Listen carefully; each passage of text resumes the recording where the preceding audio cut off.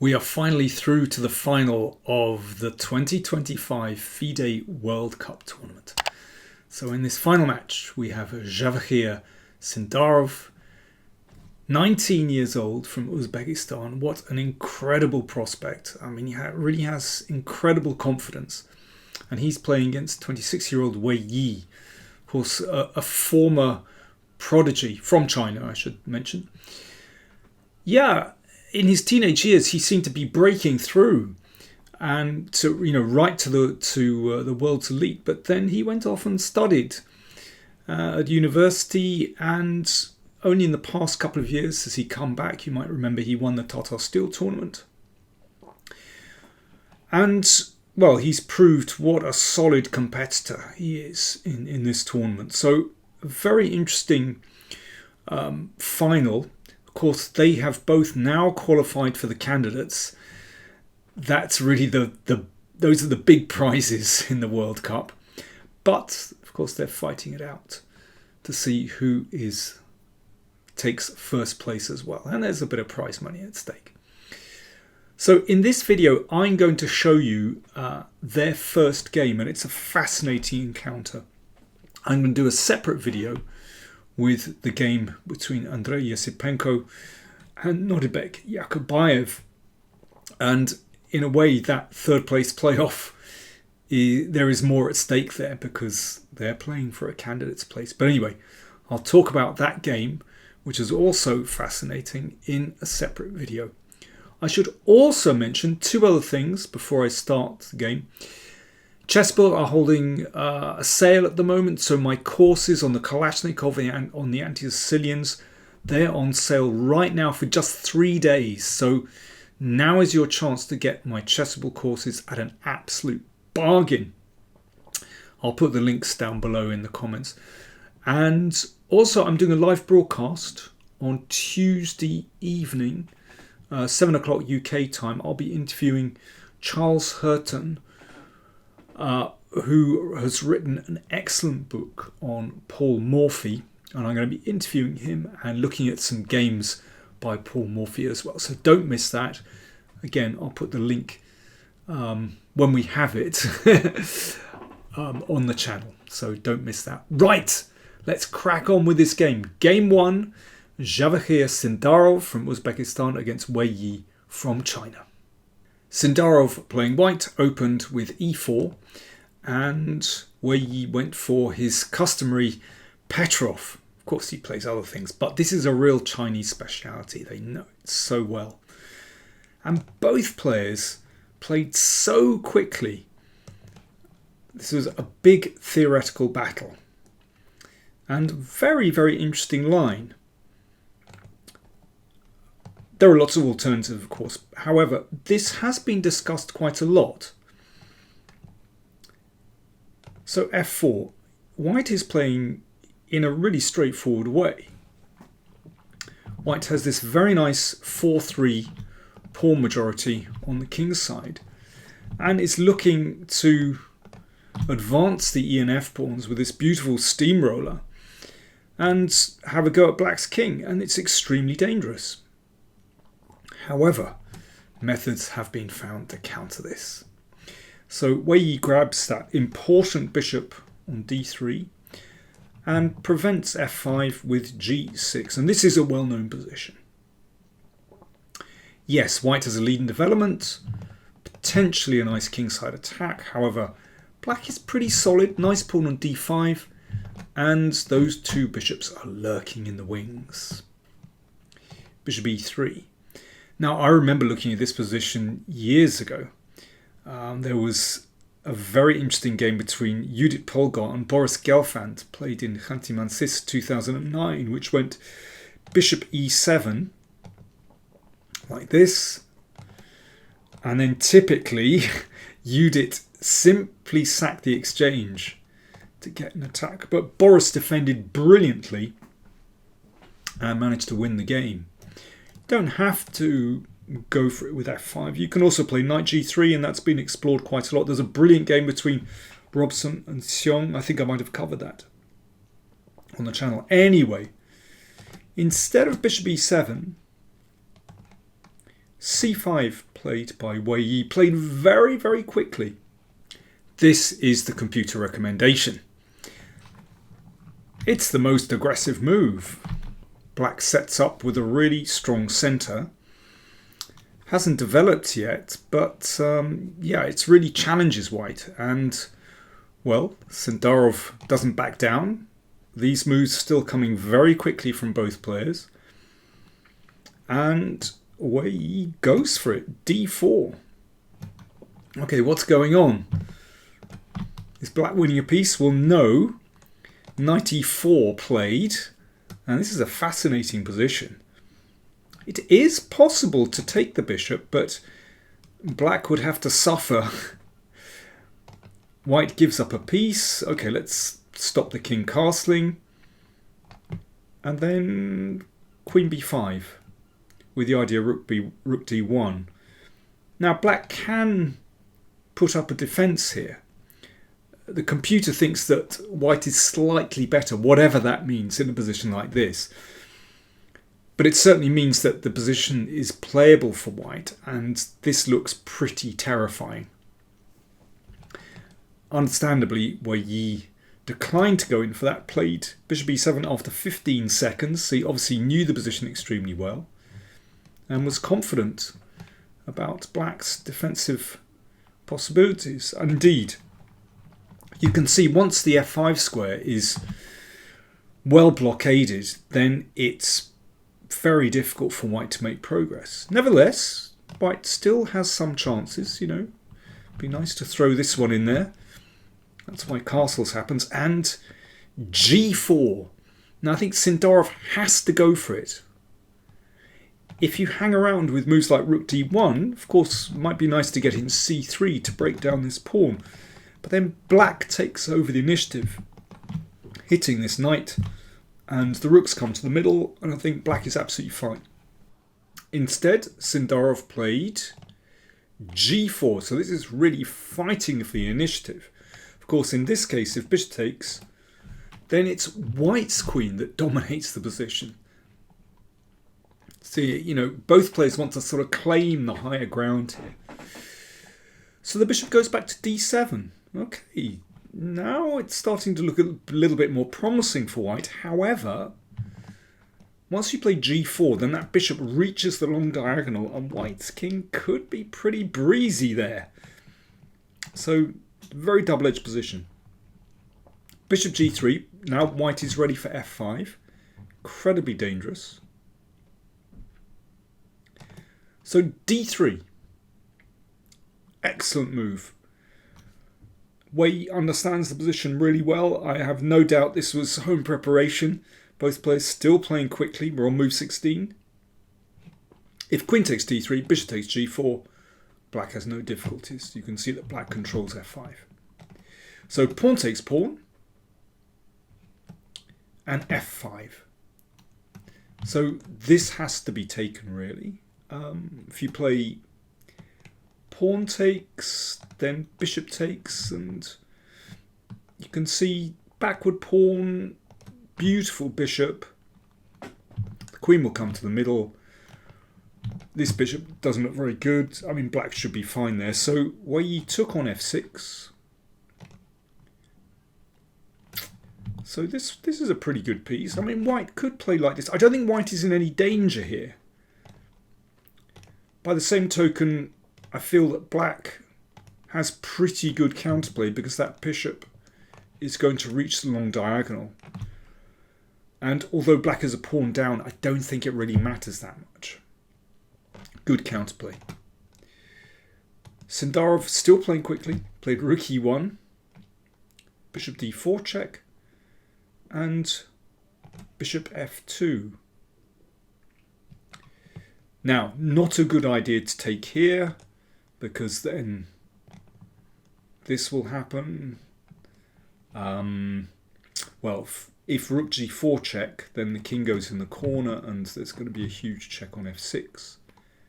And if bishop takes g4, this is very, very powerful.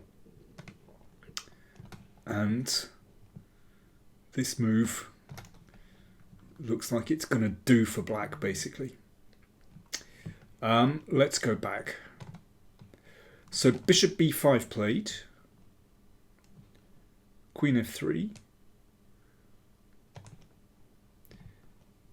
Bishop takes b2. So getting some material back. At this point, Sindarov played rook b1.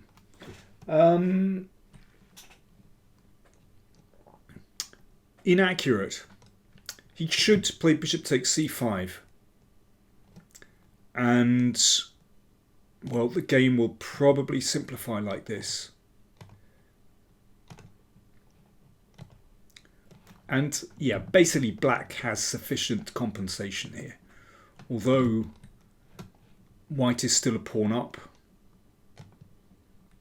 There's a lot of pressure. The king is a little bit exposed. But after this, let's say, actually the king is much safer up here, behind the pieces and pawns, than on the first rank. Well, okay, this is a computer line. But basically this just burns out to a draw. Equal rook and pawn endgame. But rook b1 is a mistake. So let's have a look. What happened? Takes, rook takes b2. And now Wei Yi went for bishop takes e4. And, well, I think this helps white, although it's still not clear. It's still not absolutely clear. But this is a better move. This is a much better try. So there are still two pieces on prise. So knight takes c4, rook g4, takes here. And, well, we've got a very rough material balance. Rook and two pawns against bishop and knight. Wei Yi felt afterwards that he wouldn't have any serious winning chances, but it's not so easy. When you have this kind of situation with rook against two minor pieces, the minor pieces need to be well supported. Now the bishop is anchored by the pawn on h2. But that knight is lacking a really good square to go to. So this is not easy to hold. It's surprising that Wei Yi didn't go for it. Instead of taking on f4, Wei Yi played more conservatively and simply recaptured the knight. I mean, maybe he felt that he still could press here without risking anything, and that's true. White still has to be very careful because his king's a little bit exposed and black's pieces are more active. Sindarov thought for about 11 minutes here, and I think he came up with a nice idea. h3. So the idea is to give his king some room, potentially to come to g3, and then it's a lot safer. But this needed some careful calculation.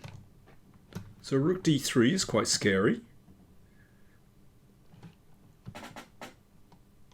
Rook b3, challenging the rook on the third rank. Now if the rook comes down here, then rook b2. So rook c2. Watch out for a big check here. Rook takes rook. Rook g2. King h1. Okay, a little bit scary. But rook takes g4.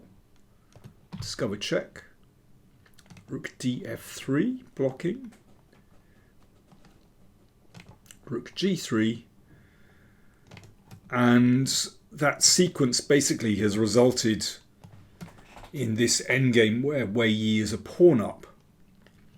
Opposite colour bishops should be a draw. However, there's one big trick which white has to be wary of. Let's see what it is. Okay, so a5, and white wants to play bishop d4 and just lock in after a6. Bishop b6 will be stone cold. So b5, exchange, and king f2 is right. So Wei Yi has achieved his past pawn, so white's king comes over, bishop g2, h4, and now black's king comes over. This is dangerous. King g4 and bishop e7. So the bishop stops this pawn advancing, but also protects this pawn here. b5, bishop g5. Okay, nothing outrageous so far. So white's king has to stay protecting this pawn, and this bishop has to hold the king side on its own. And this is the key moment in the game. Well, another key moment actually. Let's say this is the final tricky moment for white. Okay, time for me to have a drink. Time for you to have a think. So white to play. How do you save the game? How do you hold this position for white? Cheers. Do you want to improve your chess? Get exclusive access to live masterclasses with yours truly? Get hot opening ideas? Then subscribe to patreon.com/PowerPlayChess, and for just $25 a month you get a newsletter with a detailed test game to gauge your standard of play, a monthly video with puzzles to test your calculating skills, a monthly opening survey where I give my take on a hot variation, access to an archive of over 100 opening surveys, access to video playlists so you can research your favourite openings using the PowerPlayChess archives. And as a patron, you are able to join in the exclusive live masterclasses where you can ask me questions directly. All this for only $25 a month. That's exceptional value. So do subscribe to patreon.com/PowerPlayChess. Enjoy the benefits and improve your chess. If you just wait here with King c3, then black is actually winning. So let's see why. King g4. So that threatens this pawn. So if the bishop comes back to defend, you take here. So bishop g7. Now if h5, then bishop f6 is a stone cold draw. However, g5 is a winning move. It's beautiful. If h takes g5, h5, and this bishop protects the pawn, but also will stop white's pawns, and then this one goes through. You can check that out yourself if you're not satisfied. But black is winning that position.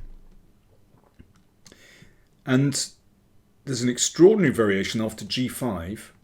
After f takes g5, h5 is a winning move. Same concept, that black will take here. This g-pawn can be stopped by the bishop, which also protects the b-pawn. Winning position. So this, for example, and h4 and so on. The bishop will have to give itself up for the pawn eventually, and then it's a simple win. It's a beautiful trick.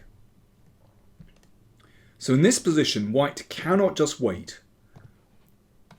Bishop f6 is the move. Only move to draw. And Wei Yi shuffled for a bit, and then he tried his last chance, h6. Now here's the point.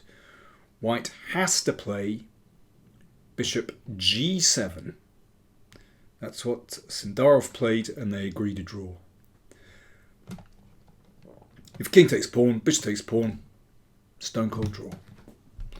And black has nothing better there. g5, in this case, that can just be taken because the pawn can't escape its fate. It can't move to h5. Fascinating endgame. That's the final position. Really interesting. But I think if we go back, Wei Yi basically missed out on a decent chance here. Objectively, probably it should be a draw. But this is not an easy position for white. And Wei Yi could have pressed here. And then afterwards, I have to say, I thought Sindarov defended this beautifully with h3. He'd obviously thought this through and realised that he was drawing this endgame. And I'm sure he'd foreseen this idea, basically. Very interesting technical game and great opening preparation from both players as well. So just to repeat, my Chessable courses are on sale at the moment for a very short period. I think it's only 2 or 3 days more. And we've got a live broadcast coming up on Tuesday evening, 7 p.m. UK time, where I'll be interviewing Charles Hurton about his wonderful book on Paul Morphy. Do join me then.